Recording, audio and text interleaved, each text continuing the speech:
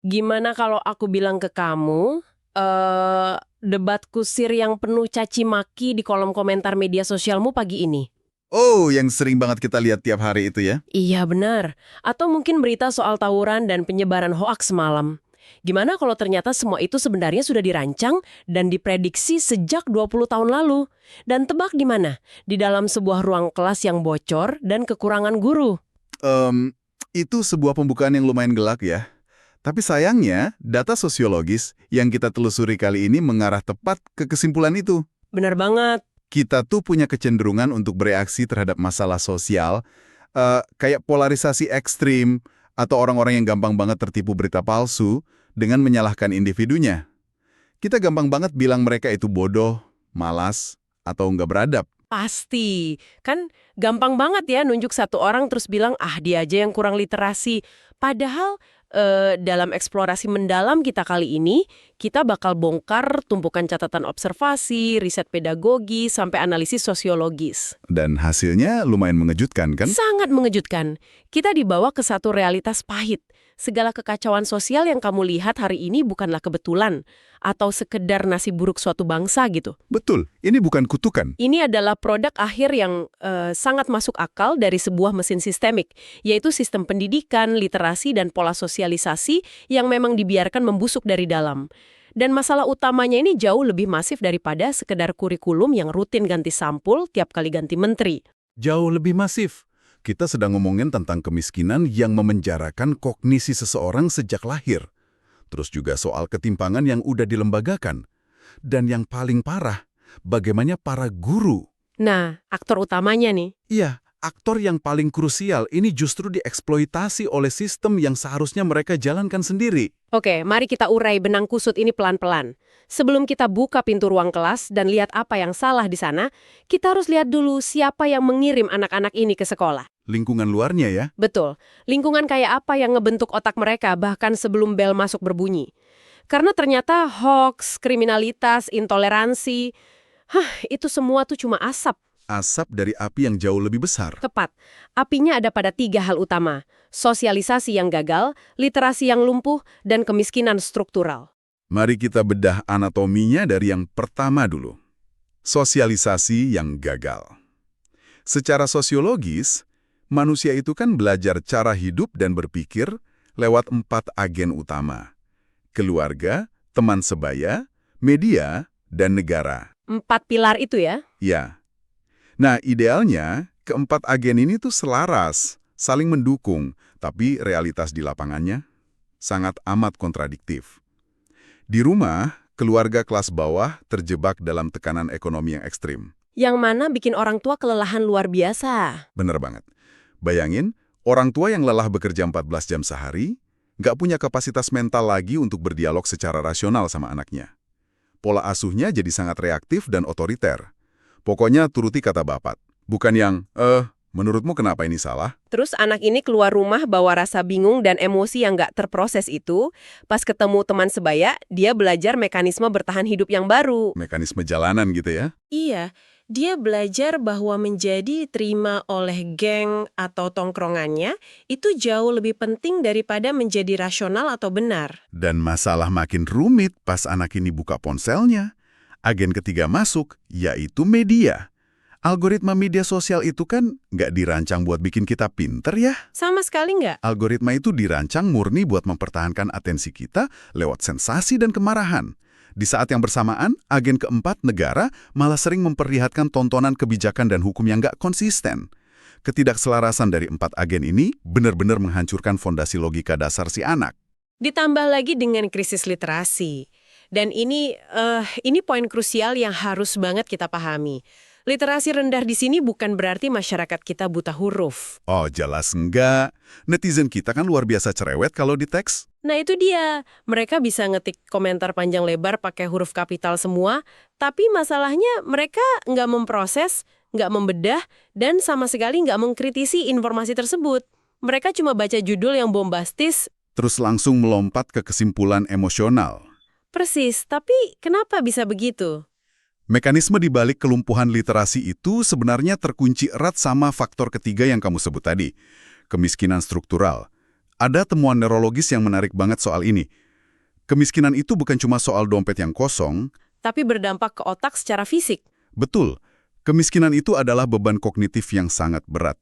Pas seseorang harus muter otak cuma buat nyari cara supaya keluarganya bisa makan malam ini, otak mereka otomatis dipaksa masuk ke mode survival, mode bertahan hidup jangka pendek.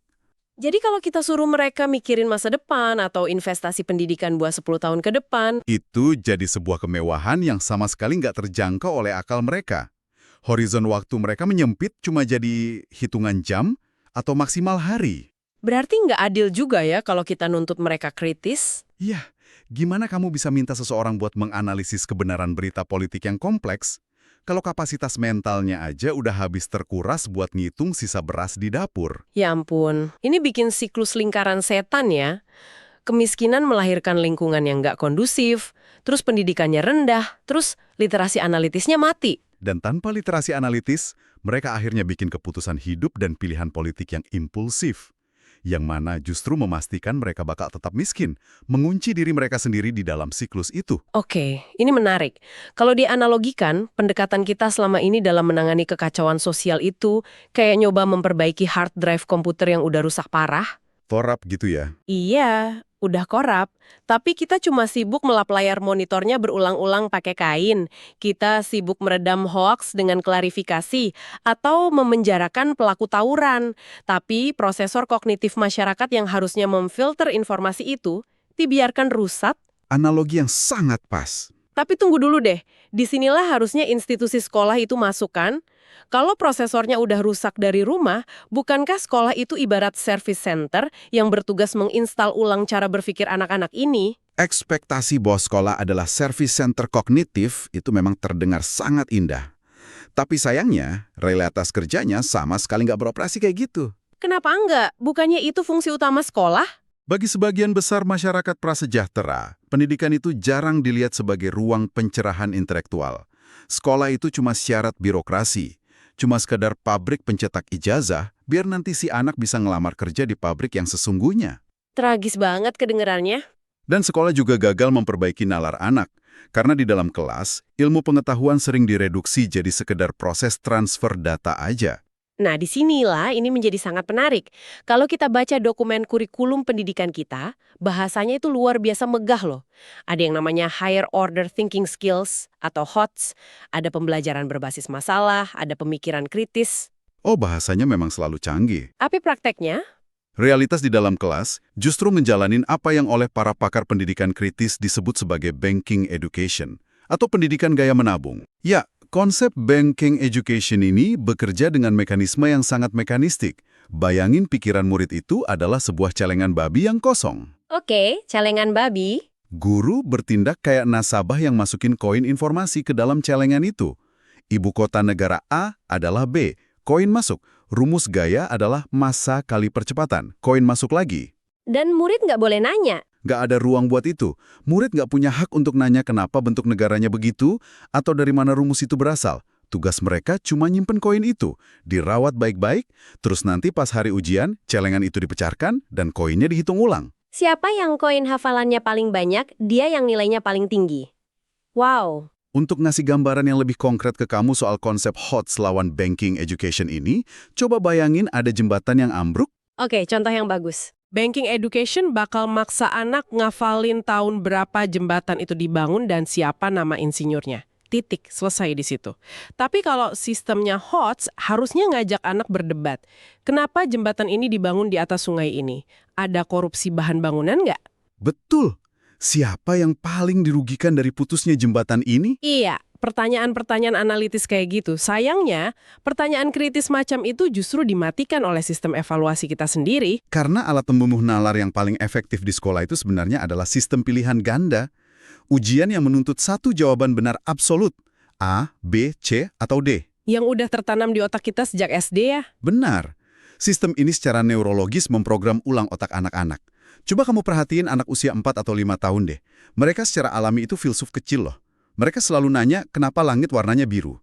Kenapa semut kalau jalan baris. Bener bang, anak kecil nanyanya macem-macem. Sampai orang tuanya pusing. Tapi begitu mereka masuk mesin sekolah, rasa ingin tahu yang liar itu dipangkas habis. Pertanyaan dianggap mengganggu jadwal penyelesaian silabus guru. Mereka mulai diajarkan bahwa berbuat salah itu adalah dosa besar yang bakal diganjar sama tinta merah. Coba kamu ingat-ingat lagi deh waktu kamu sekolah dulu. Berapa kali kamu dihukum atau ditegur sama guru, bukan karena jawabanmu secara logika salah, tapi sekedar karena cara kamu ngejawab nggak persis sama dengan rumus yang ditulis guru di papan tulis. Pasti sering banget. Itu tuh bukan proses pendidikan, itu adalah pelatihan kepatuhan. Yang mana membawa kita pada kesimpulan sosiologis yang sangat tajam dari sumber kita. Sekolah itu tidak pernah netral.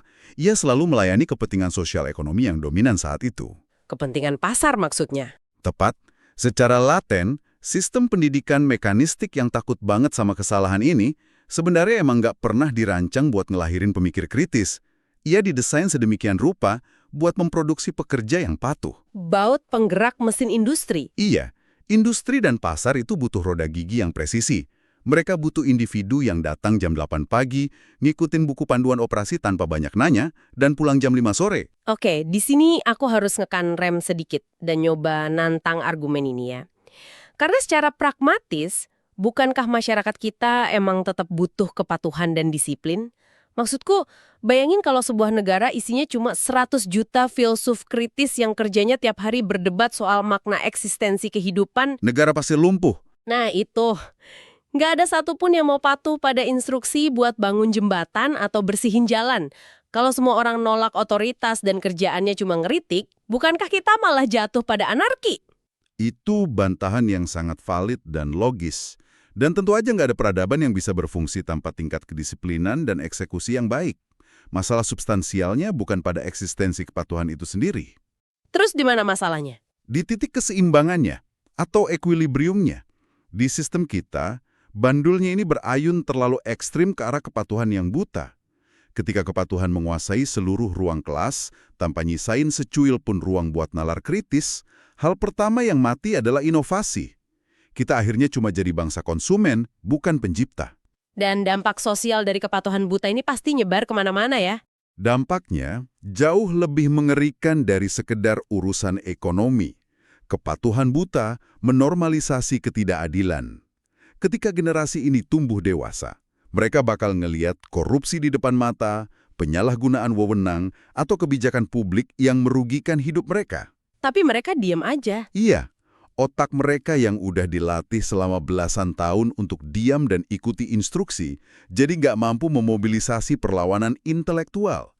Mereka nerima penderitaan itu sebagai takdir yang harus dijalani. Ngomongin soal menormalisasi ketidakadilan, orang pertama yang menunggu anak-anak ini di ujung corong kepatuhan itu kan seorang guru ya.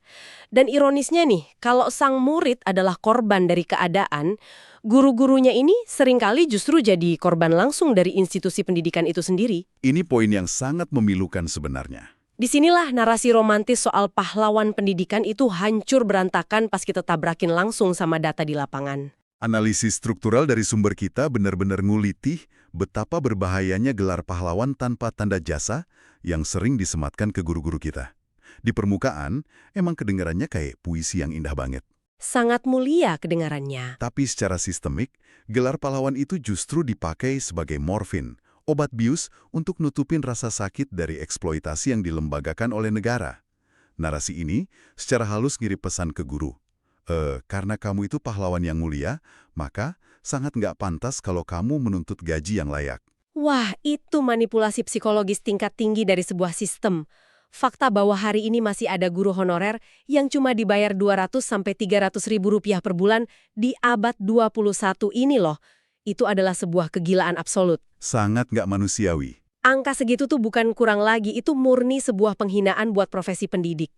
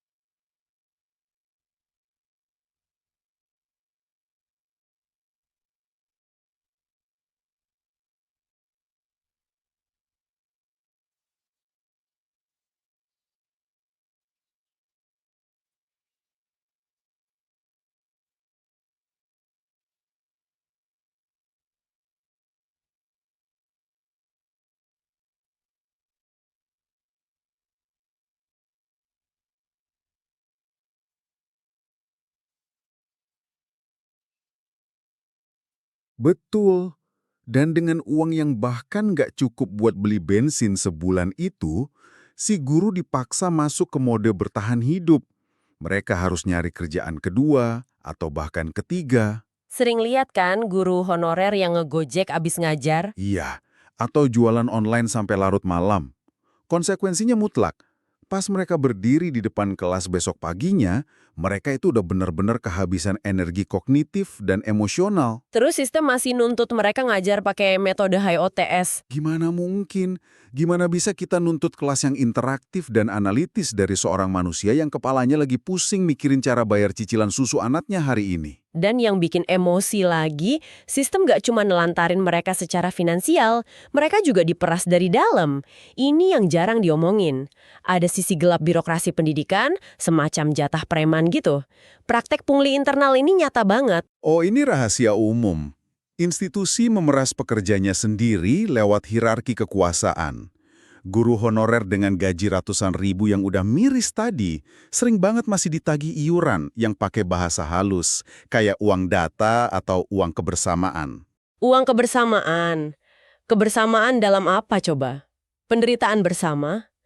Terus ada juga yang namanya tanda terima kasih wajib setiap kali kontrak mereka diperpanjang. Bayangin aja tekanannya kayak apa. Coba deh kamu bayangin analogi ini. Kita nuntut seorang koki untuk nyiptain hidangan sekelas restoran bintang 5. Tapi kokinya kita biarin kelaparan berhari-hari. Terus peralatannya disita. Dan yang paling gila, si koki ini dipalak sama preman pas dia lagi asik masak di dapurnya sendiri. Analogi yang sangat akurat. Terus pas makanannya keluar dan rasanya nggak enak, siapa yang pertama kali disalahin sama tamu restoran? Kokinya. Dan itulah persisnya yang terjadi sama hasil ujian metrik global kita, kayak PISA yang selalu ada di papan bawah. Publik langsung nyalahin kualitas gurunya, tanpa mau ngelihat struktur mafia birokrasi di belakangnya. Kontrak kerja honorer yang sangat rentan, itu bikin guru sama sekali nggak punya ruang aman. Kalau mereka protes, langsung dipecat. Iya. Kalau mereka berani ngeritik kebijakan kepala sekolah atau kepala dinas, bulan depan nama mereka udah lenyap dari daftar kontrak. Tapi kamu tahu nggak apa dampak yang paling destruktif dari semua siksaan birokrasi ini? Apa tuh? Munculnya sebuah kurikulum tersembunyi yang disaksikan langsung sama para siswa tiap hari. Kurikulum tersembunyi gimana maksudnya? Anak-anak emang nggak baca slip gaji guru mereka. Tapi insting anak itu sangat cerdas membaca bahasa tubuh, dinamika kuasa, dan ketakutan di wajah gurunya. Pas murid ngeliat guru yang tiap hari ngajarin soal nilai kejujuran di buku PPKN, justru harus nunduk patuh dan nyuap pejabat sekolah. Atau malsuin laporan administrasi biar akreditasi sekolahnya bagus. Tepat. Anak-anak ini secara diam-diam menyerap pelajaran hidup yang bakal paling ngebekas di otak mereka.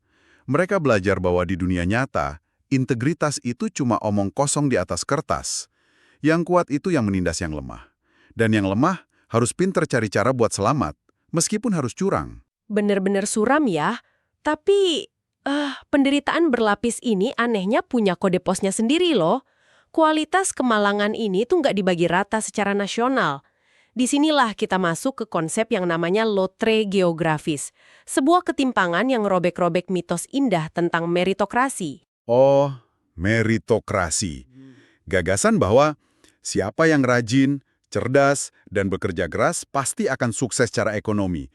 Itu adalah salah satu ilusi paling kejam kalau diterapkan di dalam sebuah sistem yang cacat dan timpang. Ilusi belaka ya? Kamu bisa aja punya anak dengan IQ jenius tingkat dunia. Tapi kalau dia kebetulan dilahirkan dari keluarga petani di desa terpencil, yang sekolahnya setengah ambruk, terus gurunya jarang datang karena harus bertani juga. Probabilitas dia buat sukses bisa dibilang hampir mendekati 0. Betul. Sementara di ujung lain negara ini, di kota-kota metropolitan, ada anak yang bangun tidur udah disuguhi sarapan bernutrisi tinggi.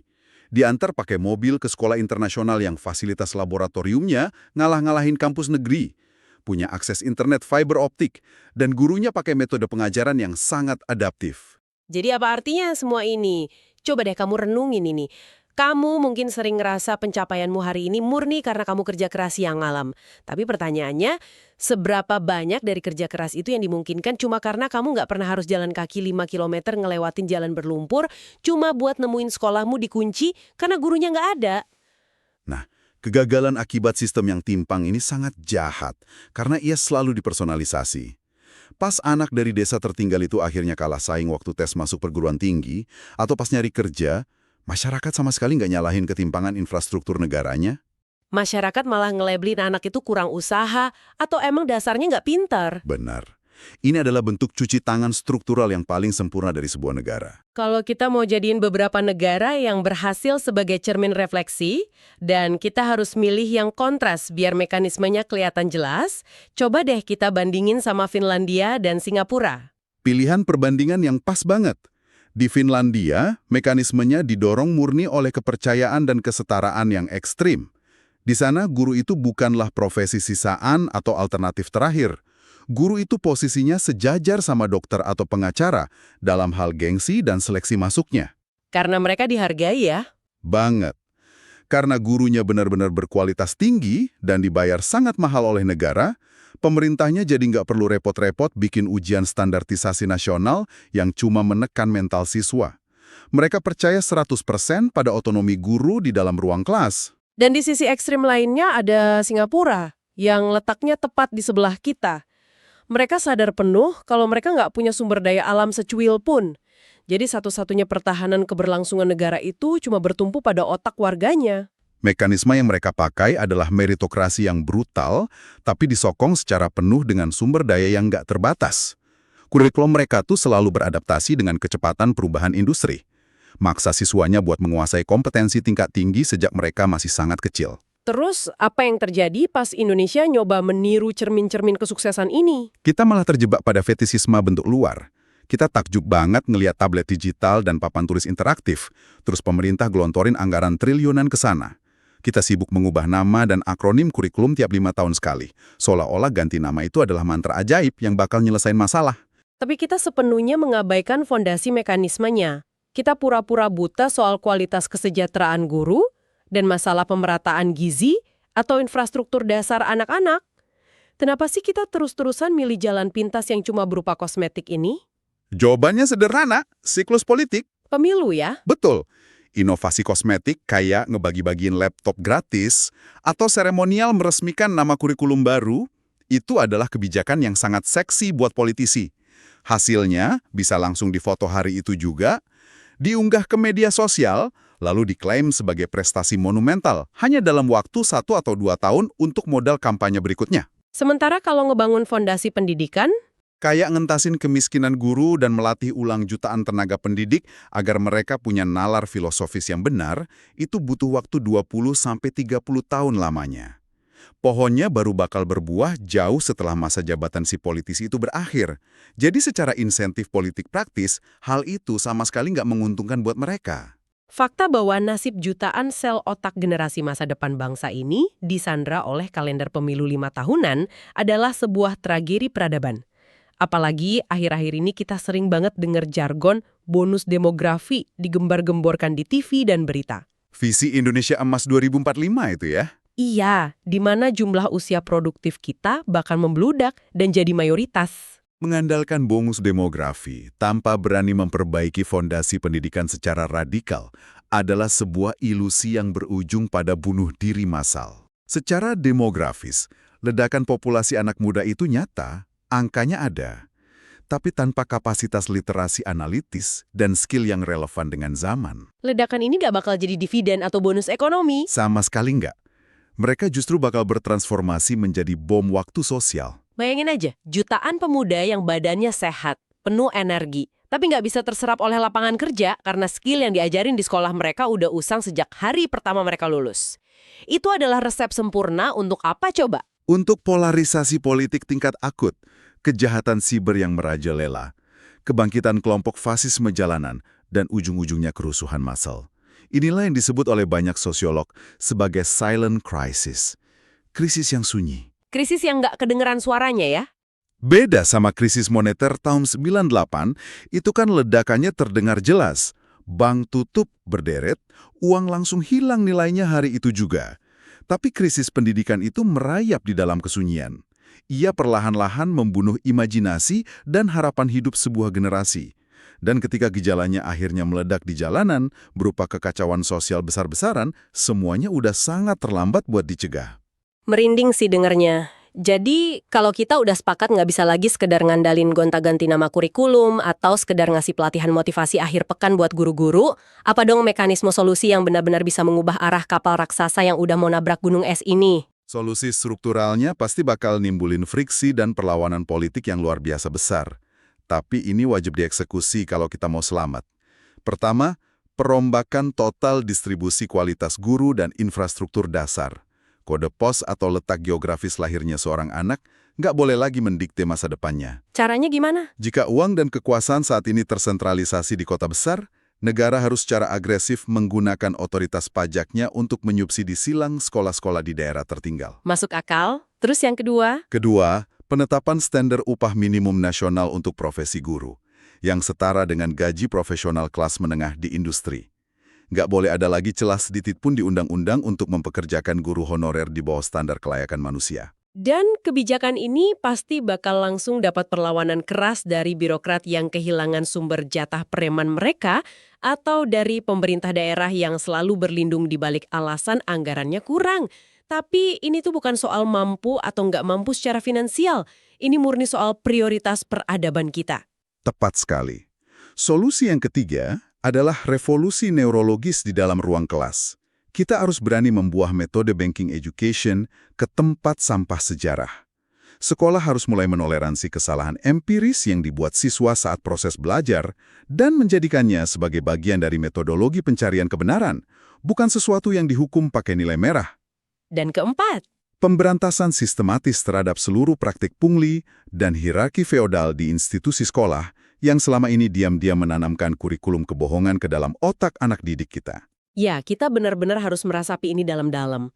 Kita tuh sama sekali nggak punya hak moral buat ngeluh soal masyarakat yang sumbu pendek di jalan raya, netizen yang buas dan gampang banget ditipu sama disinformasi murahan di grup WhatsApp keluarga, atau bahkan politisi korup yang terpilih berulang-ulang kali. Jika kita sendiri masih menutup mata, Benar, kalau kita secara kolektif masih menutup mata dan mewajarkan kondisi sekolah yang setiap tahun secara konsisten memproduksi karakter-karakter cacat tersebut, kesimpulannya, sebuah negara itu nggak akan runtuh cuma karena mereka kehabisan minyak bumi atau tambang emas. Negara yang gagal adalah negara yang tega membiarkan imajinasi peradabannya mati kelaparan di dalam ruang-ruang kelasnya sendiri. jadi mari kita kunci perjalanan analisis kita hari ini. Masalah hoax, kebencian sosial yang toksik, dan kemiskinan yang mencekik dan bikin kamu ngerasa lelah setiap kali ngebuka portal berita, akar sejatinya itu berdenyut dari ruang-ruang kelas yang timpang. Dari otak-otak yang ngerasa ingin taunya sengaja dibunuh oleh sistem pilihan ganda. Dan dari para pahlawan pendidik yang kelelahan karena gajinya dicuri oleh sistem. Negara yang merasa terlalu miskin untuk menggaji para pendidiknya dengan layak hari ini, pada hakikatnya cuma sedang nabung untuk membayar ongkos kehancuran sosial yang ribuan kali lipat lebih mahal di masa depan. Itu rangkuman yang sangat komprehensif. Sebelum kita benar-benar mengakhiri eksplorasi mendalam ini, aku mau ninggalin satu pemikiran aja buat kamu renungkan sendiri malam ini. Jika hari ini sistem pendidikan kita masih aja secara keras kepala, berfokus jadi mesin pencetak generasi penghafal yang sekedar patuh pada buku petunjuk. Di tengah kemajuan teknologi yang pesat ini ya, Iya, sementara di luar sana teknologi artificial intelligence atau AI udah mampu menghafal seluruh basis data informasi di planet ini. Dan AI mampu mematuhi instruksi dengan tingkat keakuratan, kepatuhan, dan kecepatan yang sama sekali nggak akan pernah bisa ditandingi oleh manusia manapun. Pertanyaannya adalah, apakah kita hari ini sebenarnya sedang mendidik generasi masa depan, ataukah kita cuma sedang dengan sengaja menciptakan robot-robot daging yang sejak hari pertama kelulusannya udah ditakdirkan untuk sepenuhnya usang dan tergantikan? itu pertanyaan yang bikin gak bisa tidur malam ini. Makanya, terima kasih udah bersedia nemenin kami membongkar realitas yang sama sekali nggak nyaman ini dengan pikiran yang terbuka. Teruslah bertanya, jangan pernah takut untuk salah, dan sampai jumpa di eksplorasi mendalam berikutnya.